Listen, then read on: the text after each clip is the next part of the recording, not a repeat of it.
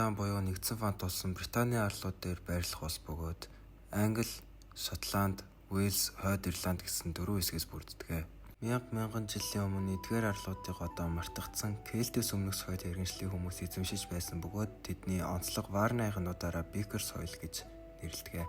Тэдний талаар маш бага зүйл мэддэг ч эдгээр хүмүүс Стоунхенжийг байгуулсан байж магадгүй гэж үздэг. Стоунхенж нь 150 милийн зайнаас тээвэрлэн нэвчирсэн хүнд чуулгануудаар хийгдсэн бөгөөд зуны ба өвлийн нар буцах өдрийг тэмдэглэх зорилттой хуанлын маягаар байрлуулсан байдаг. Хожим Европ твээс Кельт хэлтэй ард түмний дагуулгаанууд ирж тэд Бритоник, Гэл, Пикт хэмээх ард түмнүүдийг бүрдүүлсэн. Эдгээр нэгдсэн улс биш харин төстэй олон овг аймагуд байв. Тэд ижил төстэй бөөм өргөлтэй шашин хил болон соёлтой байсан. Ромын эзэнт гүрэн довтолж өнөөгийн Англи ба Уэльсийг байлдан дагуулсан ч хойд зүгт орших Пиктийн овгуудыг эзэлж чадалгүй үлдээжээ. Ромчууд уг нутагт Каледониа гэж нэр өгч хэд хэдэн цэргийн аян зохион байгуулсан хамгаалтын цайз хэрмүүд нь удалгүй дайралтанд өртөж орхиод тэд Хадрианы хан хүртэл ухарсан. Ромчуудын эзэлсэн газар нутаг Ромын эзэнт гүрний бүрэлдэхүүнд багтаж Британий муж олжээ. Тэд Ромын зан заншил хууль журмыг авчирч дэд бүтцийг сайжруулан олон хот суурин Ромын замаар холбож өгсөн. Ромчууд нутагтаа бутсан хойно Германы овг аймагуудын томоохон шилжилт хөдөлгөөн эхэлсэн. Эдгээр нь Ют, Англи, Сакс нар байсан бөгөөд тэд хуучин англи хэлээр ярьдаг байв. Тэд олон британуудыг Уэльс, Британи болон Домнония руу шахан гаргасан. Харин Шотланд улмаар 4 фант улс болон хөгжижээ. Тэрийн дийлэнх нь Ирландаас гаралтай Скотчууд, Страклайдын Бретонууд, Англо-Саксуудын Венецийн фант улс болон Албагийн Пиктүүд байв. Тодорхойгүй шалтгаанаар Ютууд түүхээс алга болсон ч Англи, Сакс нар эцэст нь 7 фант улс байгуулав.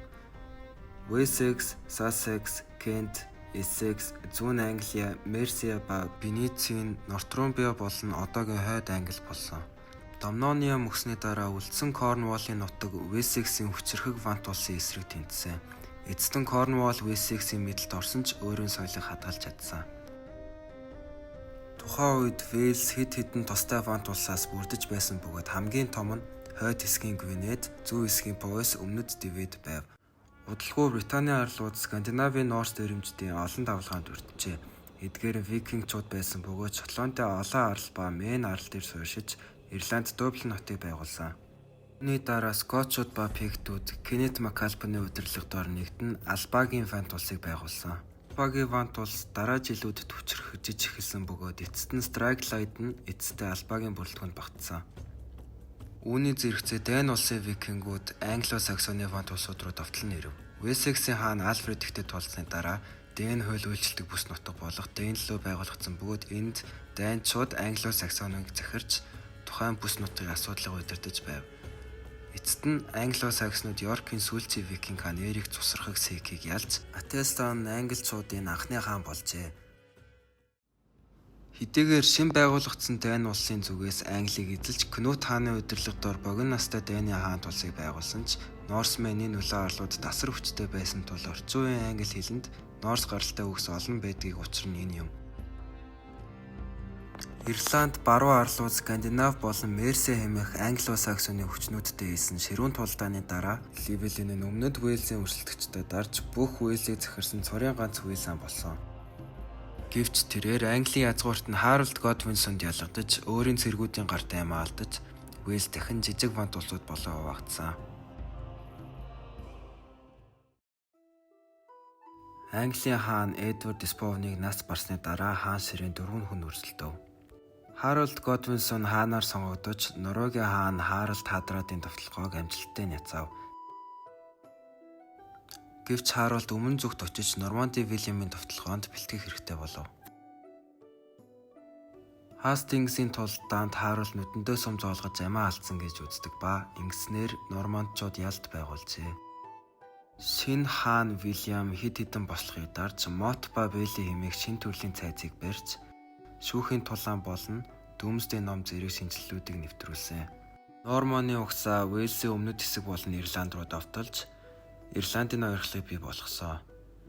Шүүх хуралдааны язгууртнуудын хэлцэл Англо-Норманы хэлээр явагдаж байсан нь хэдэн цууны турш үргэлжилж орчин үеийн англи хэлний хөгжилд ихээхэн нөлөөлсөн. Богино хугацааны иргэний дайны дараа 2-р Хенри нь Аквитаны Элеонартыг гэрлэж Анжуугийн эзэнт гүрнийг байгуулж Францтай урт хугацааны сөргөлдөөнийг эхлүүлв. Арслан зүрхт Ричард энэ нутаг дэвсгэрийг хамгаалж 3-р Загалмайтны аян дайнд голлох Христийн командлагч болж Саладинтэй хийсэн тулаанд амжилт олсон. Жон хаан нэг хэмжээний гадаад дайнд зарцуулсан мөнгөө нөхөхийн тулд язгууртнуудаасаа өндөр татвар авч эхэлсэн.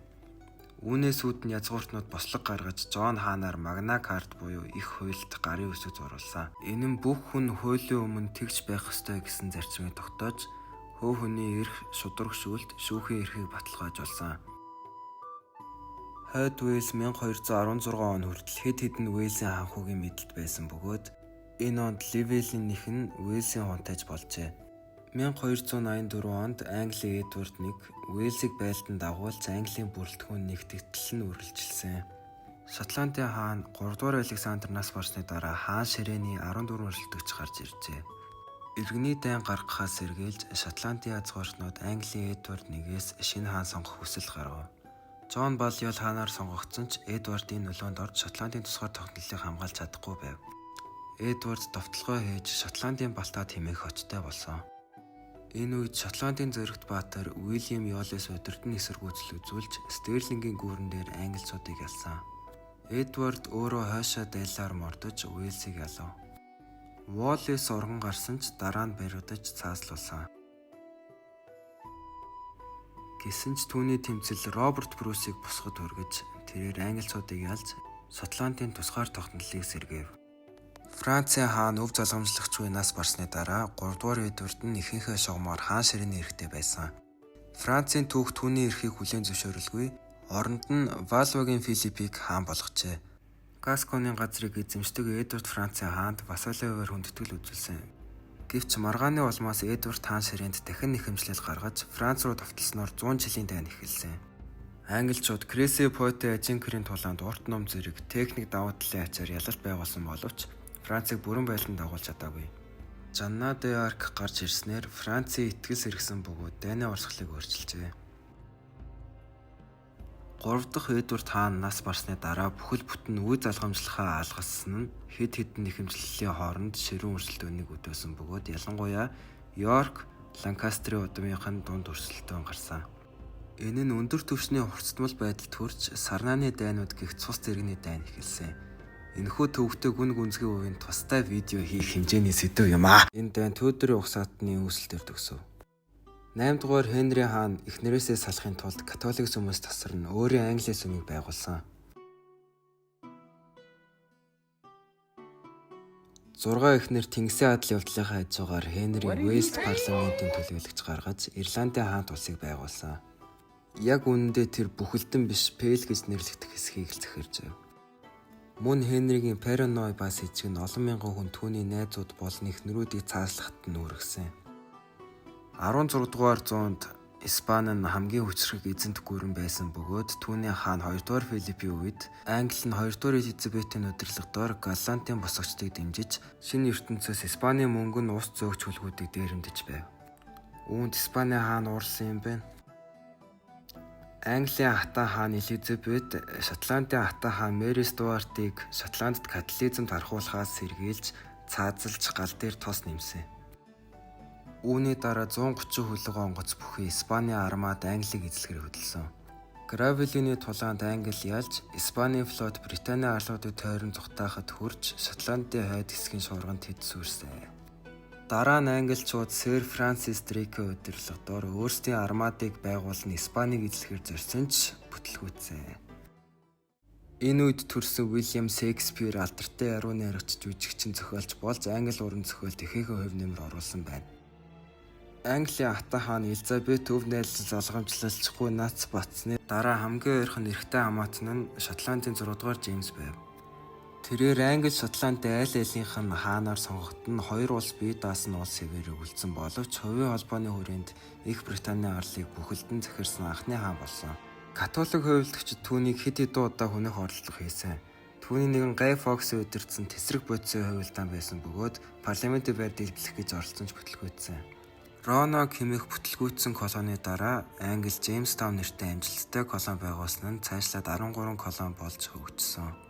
Эхэндээ шинэ ертөнц рүү хийсэн аянууд нь голчлон уугуул иргэдийн өөрсдийн шашинд оруулах шашны зорилготой байсан ч тамхи чихрийн шишинг зэрэг шинэ ертөнцийн ургамлуудын эрэлт нэмэгдэхин нэрээр колонууд ашигтай бизнес болон хувирсан.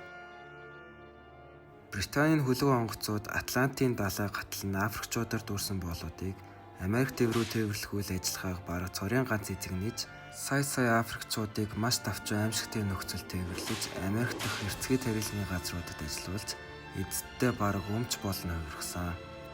Энэхүү боолчлолын тогтолцоо Британий эзэнт гүрэнд 300 жилийн турш үргэлжилж 1833 онд бүрэн хориглогдсон. Энэ үед мөн Ирландд олон тарилангийн талбайд давалгаа өрнөсөн бөгөөд Ирландчуудын газар нутгийг хураа авч Англи болон Шотланд суурьшигчдад өгсөн. Нэгдүгээр Чарльз ба парламентын хоорондын санал зөрчилдөөнөөс үүдэн Англи дотор хааны болон парламентын эрх мэдлийн зөрчил нь иргэний дайнд хүргэсэн. Улс орон парламентын талынхан буюу дугуй толгойтнууд болон хаант засахын дэмжигчид буюу кавалеруудын хооронд хуваагдсан. Оливер Кромвелийн удирдсан шин засгийн зааврын арим хааныг ялж 1-р Чарльзыг ургуулын хэрэгээр цаазаар авсан.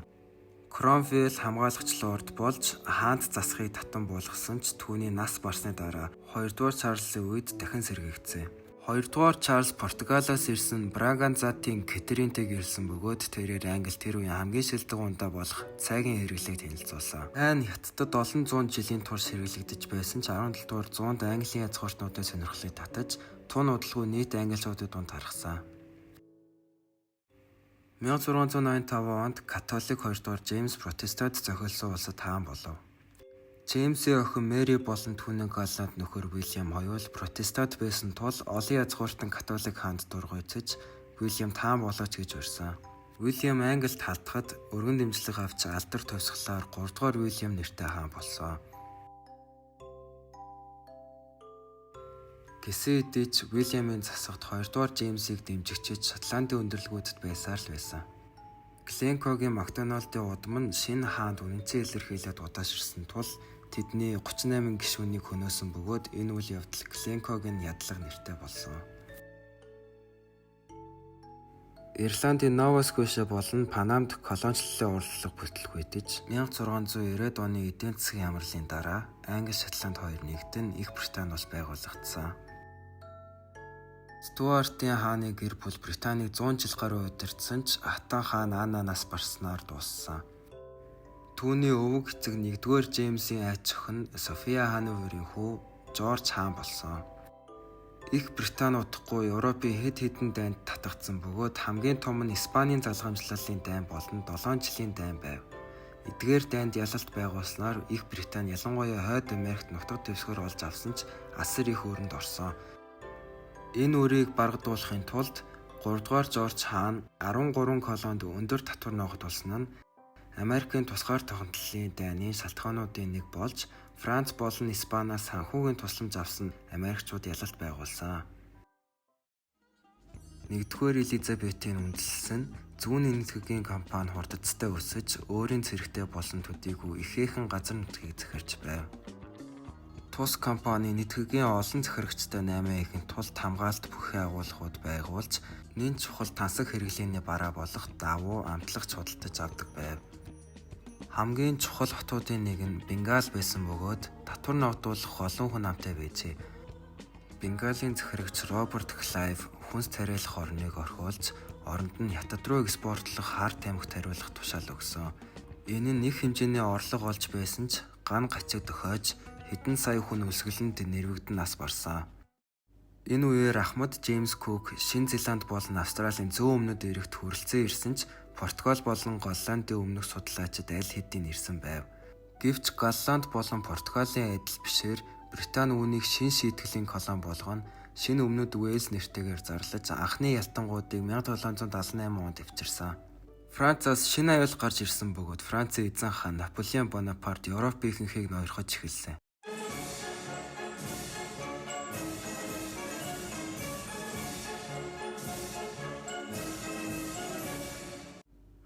Британий давуу тал нь арал улс байсан ба Тэнгисийн цэргийн хүчин дэлхийд тэргүүлэх болсон тул Британиг эзлэх боломж бараг боломжгүй болов. Үүний үр дүнд Наполеон ялагдсан бөгөөд Наполеоны дайны дараа Британи тэнгисийн инженерчлэл давамгайлж супер хүчрэг улс болон өссөн. Ирландд дагуу үлсгэлэн дэгдэж төмсний уран улсын устгадаг өвчин гарсан. Британи улстай нэгдсэн Ирланд энэ нурган бол тэхээхэн хамааралтай байсан ч Британий засгийн газар Ирландд үлдсэн цөөн хүнсийг зүгээр газар руу гаргахад хүргэж ямар ч тусламж өгөөгүй. Үүний үр дүнд үлсгэлэн цагаачлалын улмаас Ирландын хүн ам 2 дахин багассан. Энэтхэгт ч нөхцөл байдал сайнгүй байсан. Энэтхэгийн ард түмэн компанийн захиргаанд эсэргүүцэл үзүүлсэн бөгөөд зүүнний энэтхэгийн компани олон энэтхэг цэргийг Сипай нэртэйгээр ажиллуулж байсан. Эдгээр Сипайнер Британийн офицеруудын команддоор ажиллаж байсан ч сэтгэл дундуур байдал улам нэмэгцээр байгаад бослог гаргасан. Гэсэн ч энэтхэгчүүдийн дунд нэгдэлгүй байснаас үүдэн бослого амжилтгүй болсон. Бослогын дараа Британий засгийн газар шууд яналтыг гартаа авч Хатаан Виктория энэтхэгийн хатан эзэн хаанаар зарлагдсан. 19-р зуунд аж үйлдвэрийн хувьсгал дэлхийг өөрчилсөн бөгөөд технологийн дэвшил механизуулалт нийгмийг шин түвшинд авч Британийг дэлхийн хоёрхолд хүргэсэн. Шин бүтээлүүд ойдлын машин, гал унтраах, зуурын хөдөлгүүр болон турбин, цахилгаан мотор, гэрэл зураг зэрэг багтана. Телеграф нь бас чухал бүтээл байсан бөгөөд Британий зүгээс энэтхэг рүү хэдхэн цагийн дотор мэдээ дамжуулах боломжтой болсон. Төмөр зам галт тэрэгний хөгжлөөр тээвэр үүрд өөрчлөгдөв. Олон оног морь тэрэг хөлөглөн зорчдог байсан замыг одоо хэдхэн цагт туулдаг болсон. Инженерчлэл харилцаа холбооны хөгжил нь эзэнт гүрнийг нэгтгэхээ зогсохгүй, урьд өмнө байгаагүй үйлдвэрлэлийн өсөлтийг өдөөв. Хүмүүс ажил болохоор хөдөөнөөс хот руу олноороо нүүж ирж бүтээмж түүхэндээ байгаагүй дээд түвшинд хүрсэн. Гэвч их нүүдлийн үр дагавар нь маш шахуу бохирдсон хотууд байв. Эдгээр асуудлуудтай зэрэгцэн бохир усны системийг сайжруулж эхлэв.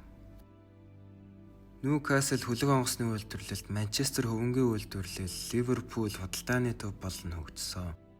Мидлсбро төмөр болон ган үйлдвэрлэлд төвлөрч, Төв Мидлендс болон Өмнөд Уэльс төмөрийн хөдөр шохоон чулуу нүүрсний хэмжээний ордтой байсан нь төмөрлөгийн үйлдвэрүүдийг байгуулахад хүргэсэн. Шотланд майлингийн үйлдвэрлэлээр цэцэглэв.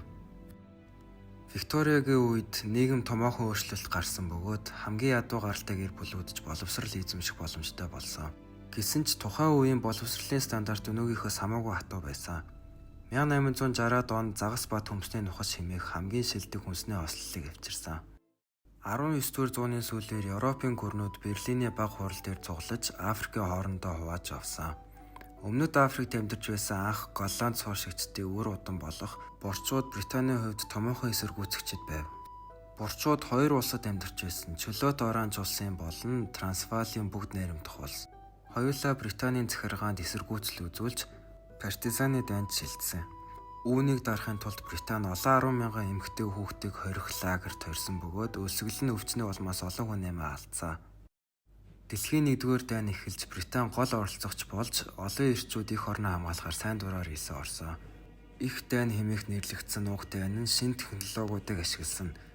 Дредноут хөлөг онгоц, дайны онгоц, их буу, пулемет, гар бөмбөг, химийн зэвсэг, болттой буу болон анхны танкийг ашигласан. Олон цэрэг окопт хүнд хэцүү нөхцөлд амьдарч аимшигтай тулаануудыг үтсэн. Сая хүн ам өргөдөж олон хүн сэтгэл зүйн гүн цочролтой их орондоо буцаж ирсэн. Эзэнт гүрэн 1921 онд Герман болон Норн унаж буй Османы эзэнт гүрнээс газар нутгийг гартаа оруулснаар оргил үеийг үтсэн. Тухайн үед Британи 400 сая хүний захирч дэлхийн газар нутгийн 4/1-ийг хяналтандаа байлгаж байв. Гэвч бодит байдалд Британи өмнөх шигээ флот бааз байгуулж чадахгүй болсон байна. 1914 онд Ирланд тусгаар тогтнож, Ирландын чөлөөт улс байгуулагдаж удахгүй бүгд найрамдах улс болов. Дэлхийн 2-р дайн илүү хэрцгий аимшигтай байсан. Европын ихэнх нь Германы эзлэлтэнд орсон ба ерөнхий сайд Уинстон Черчиллийн удирдлагаар Британи улс Британий тулаан болон Блицийн нүд хүчтэй зогсож чадсан. Британи дайсны харилцаа холбоог тасалж, нууц кодыг тайлах ажилд амжилт гаргасан бөгөөд айлын тойрон Германы Энигма кодыг тайлсан. Дайны төгсгөлд холбоотууд ялалт байгуулсан ч эзэнт гүрний олон үндэст нь тусгаар тогтнол үүсэх болов. Гүрэн задарч байгаа тодорхой харуулж байлаа. Энэтхэг улс тусгаар тогтнол зарлахад бэлэн байв. Мухандас Ганди хүч үл хэрэглэх тэмцлийн аргыг ашигласан нь амжилттай болж удалгүй энэтхэг тусгаар тогтнол олж авсан. Түүний дараа үндэстнүүдийн хамтын нөхөрлөл байгуулагдаж, хуучин колониудтай харилцаа эдийн засгийн холбоо хадгалах зорилготой болсон. Энэхүү байгууллага өнөөдөр ч оршин тогтносоор байгаа ба 53 гишүүн улс, хэл, түүх, соёл болон ардчиллын үнэт зүйлсээр нэгддэг. Британийн эзэнт гүрэн албан ёсоор 1997 онд Хонконгийг хятад улсад шилжүүлснээр дууссан. Энэ гүрэн олон үндэстэн таригс хандсан, өөрсдийн соёлын иргэншлийг тулхан хүлээлгэж, нутгийн соёлыг устгасан ч бас дэлхийн уялдаа холбоог бий болгож орчин үеийн ертөнцийг нэгтгэсэн. Аж үйлдвэржилт, инновацийн хөгжлийн үр дүнд дэлхийн өнөөдөр их шиг болох боломжтой болсон. 2008 онд Их Британь бага зэргийн эдийн засгийн уналттай тулгарсан ч дахин сэргэж чадсан. Өнөөгийн Их Британь олон үндэст нь олон соёл нийгэмтэй бөгөөд бүс нутгуудад өөрийн өв соёл хадгалахад нөлөөлсөн.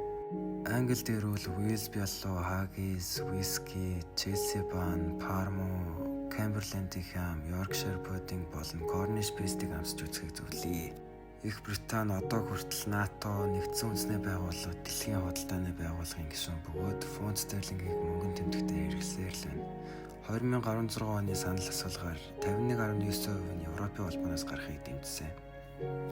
Хэдийгээр Их Британийн бүрэлдэхүүн багтдаг улсууд энэ асуудлаараа багтсан ч ирээдүйд нэгдмэл байж чадах эсэх талаар олон асуулт гарч ирсэн. За, thank you for watching. Like, share, subscribe, share тэхүү ёо.